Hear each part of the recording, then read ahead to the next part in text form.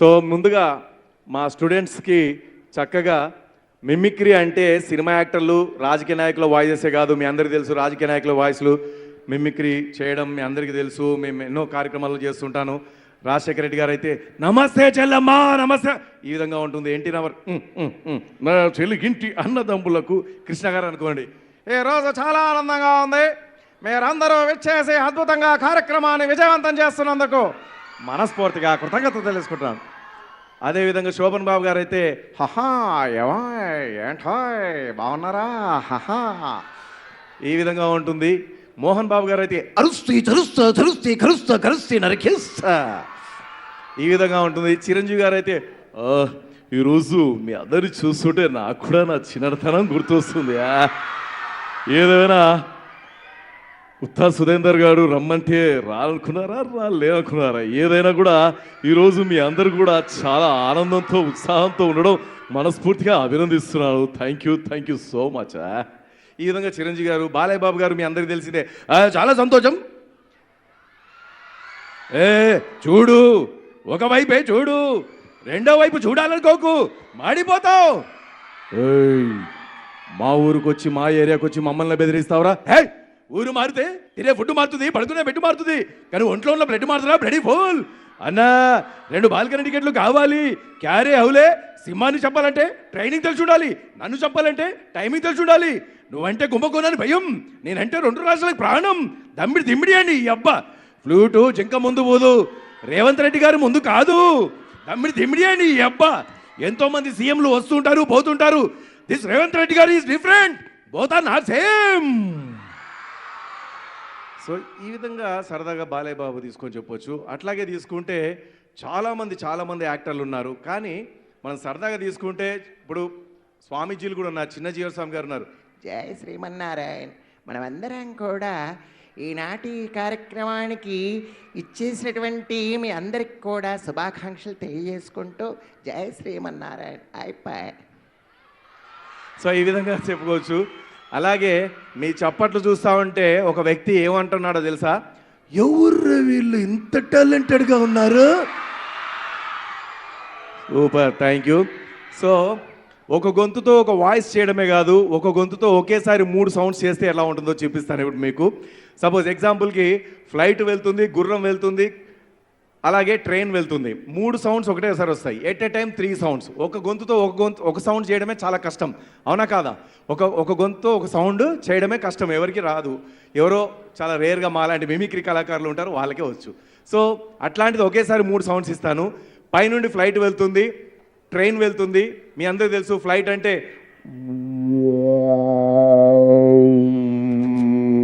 ఈ విధంగా ఉంటుంది. ట్రైన్ అయితే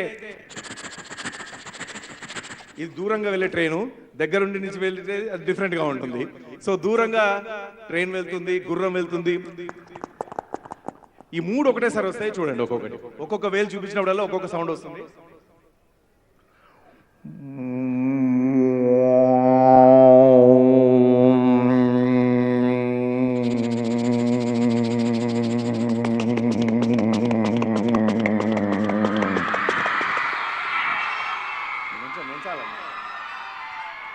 మళ్ళొక్కసారి చేస్తాను.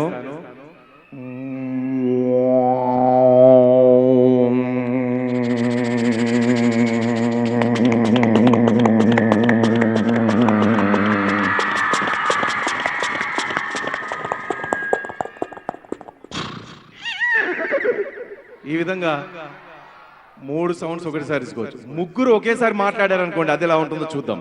3 ఒకేసారి మాట్లాడితే ఎట్లా ఉంటుంది? సపోజ్ ఎగ్జాంపుల్కి ఒక చిన్న బాబు ఏడుస్తున్నాడు, వాళ్ళ నాన్న ఊరుకోబెడుతున్నాడు, వాళ్ళ అమ్మ ఊరుకోబెడుతుంది. అయినా సరే వాళ్ళు ఊరుకోవట్లేదు. ఇద్దరు అమ్మ నాన్నల మాటలు వినబడుతూ ఉంటాయి, ఇటు వాడు ఏడుపు వినబడుతూ ఉంటుంది. 3 ఒకటేసారి వస్తాయి. ఎట్లా?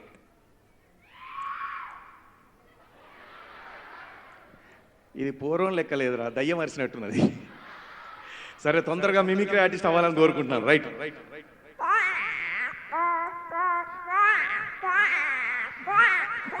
ఓమ్మా అదే బంగారం, ఇత్తడి, రాగి, ఇనుము, అనిత ఏంటండి వాడు ఏడుస్తున్నాడు చూడు. ఏం చేశారండి అవన్నీ? నేనేం చేయలేదే, వాడే ఏడుస్తున్నాడు చూడు.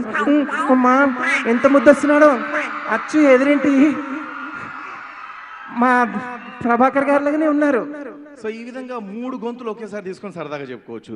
సో అట్లాగే మరి ఎగ్జాంపుల్కి ఒక అద్భుతమైనటువంటి ఒక జోక్ చెప్తాను. ఏంటంటే లాంగ్వేజ్ ప్రాబ్లం. లాంగ్వేజ్ వల్ల కూడా చాలా ప్రాబ్లమ్స్ వస్తుంటాయి. మాట్లాడే విధానం గమ్మత్తుగా ఉంటుంది. ఎగ్జాంపుల్కి మన హైదరాబాద్లో ఈ ఓల్డ్ సిటీకి కొంచెం దగ్గరగా ఉన్నటువంటి ప్రాంతాలు ఎట్లా ఉంటాయంటే ఏదైనా అడిగితే అవు అంటారు.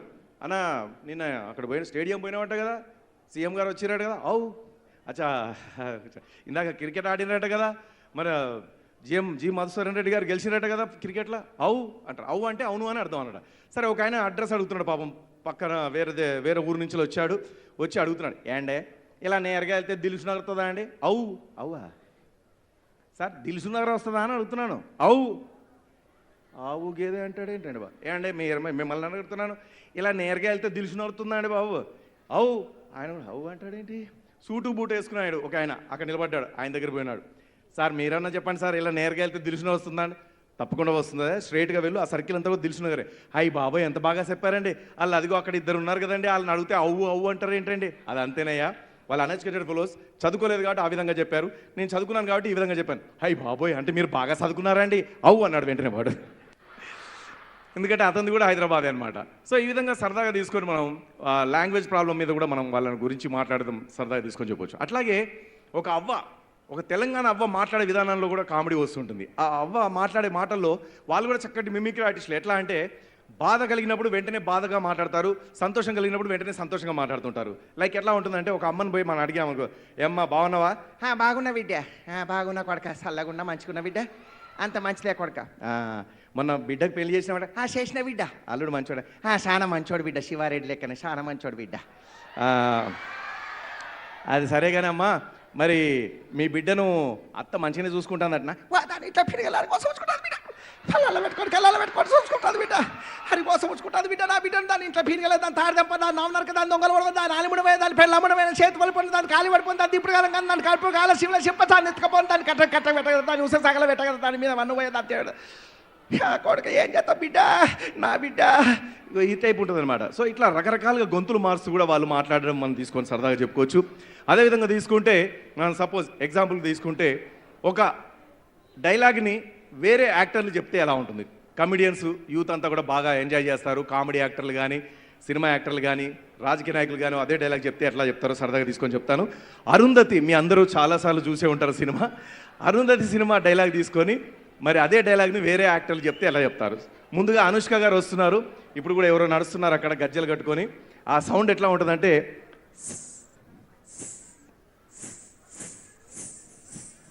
నీ కాలు మొక్కుతున్నా ఇజ్జత్ దియకి, అంతే, మరి అంత వద్దు. Hello ready, 1 2 3.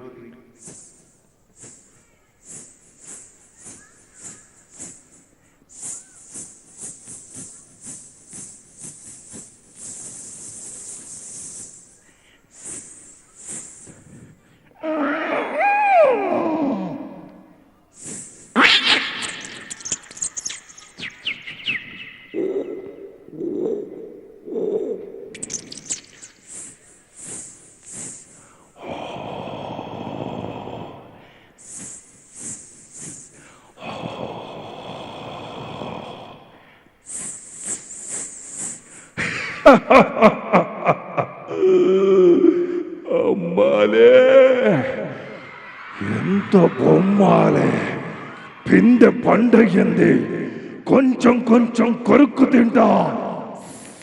వస్తే అరుంధతి 10 సంవత్సరాలు కాదు, 20 సంవత్సరాలు కాదు, 80 సంవత్సరాలు నన్ను చంపి కుళ్ళబెట్టి సమాధి చేసిన నిన్ను వదలా బొమ్మాలి, వదలా.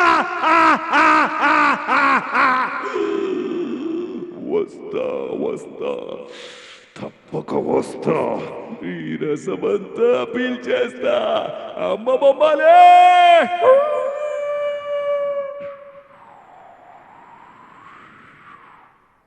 ఇది డైలాగ్. Thank you. ఇదే డైలాగు మన చంద్రబాబు నాయుడు గారు కొడితే ఎట్లా ఉంటుంది? ఎగ్జాంపుల్కి చంద్రబాబు నాయుడు గారు, అరే ఆనందతి గారు ఏం మాట్లాడుతున్నారు? 10 సంవత్సరాలు కాదు, 20 సంవత్సరాలు కాదు 80 సంవత్సరాలు అంటున్నారు. ఆ మాదిరిగా ముందు పోతున్నారు. ఏం మాట్లాడుతున్నారు? గట్టిగా చెప్పలు కొట్టి అరుంధతి పారిపోయేలా చేయాలని కోరుకుంటా ఉన్నాను. జై. ఈ విధంగా సరదాగా చంద్రబాబు. అదే విధంగా వి హనుమంతరావు గారు వచ్చారనుకోండి. అరే బాబు ఏం మాట్లాడుతున్నారా? ఎసే అరుంధతి ఏందమ్మా నీకు పని పాట లేదానమ్మా? అరే వాణ్ణి తీసుకొచ్చి పెట్టలే పెడతావు, వీడిని తీసుకొచ్చి పెట్టలే పెడతావు. చల్ కేల్కతం దుకాన్ బంద్. ఏం పెట్టలే పెట్టురా బాబు? అరే అనవసరంగా టైం వేస్ట్ చేస్తున్నారా బిడ్డ? చల్ అరే గట్టిగా సపోర్ట్ కొట్టుర్రా నాయన. నేనే పాట పాడతా.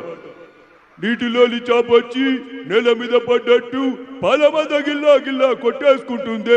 డార్లింగే వసిన డార్లింగే ఫీలింగే ఏంది ఈ ఎవరు రమ్మన్నారా నీళ్ళకి వెళ్దాన్ని?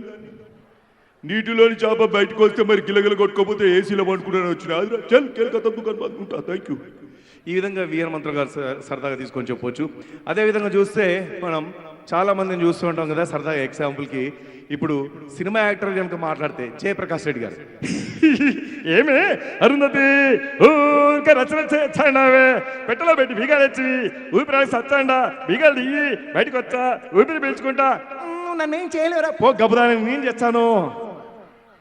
ఇంకో పక్కన చూస్తే అక్కడ మన ప్రకాష్ రాజ్ గారు, విలన్ గా నటించే ప్రకాష్ రాజ్ గారు.